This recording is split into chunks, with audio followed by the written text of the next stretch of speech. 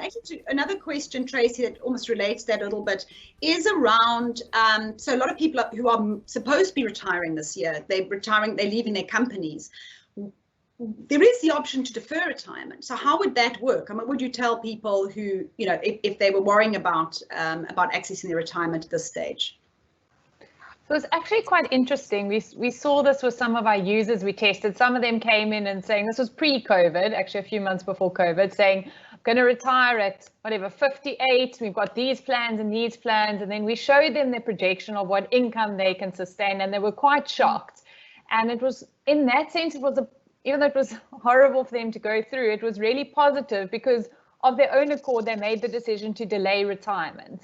And the reason that's so significant, let's say I say, okay, I'm going to delay my retirement by 3 years. Like what difference can 3 years really make?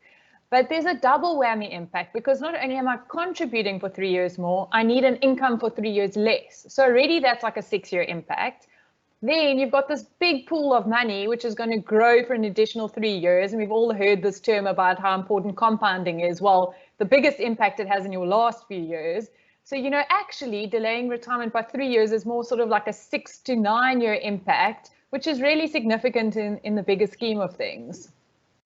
And you can retire from your company, but you can leave your retirement funds with the company pension or provident fund. You don't have to retire from the fund, do you?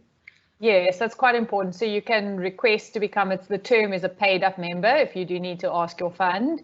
And you may not contribute further to that particular pool of money, but they will keep it there until you are ready to retire, which is great, especially as Liesl commented on the side hustle that's going on. If you are able to earn enough on your side hustle initially, which is becoming your main source of income, you might not need an income initially.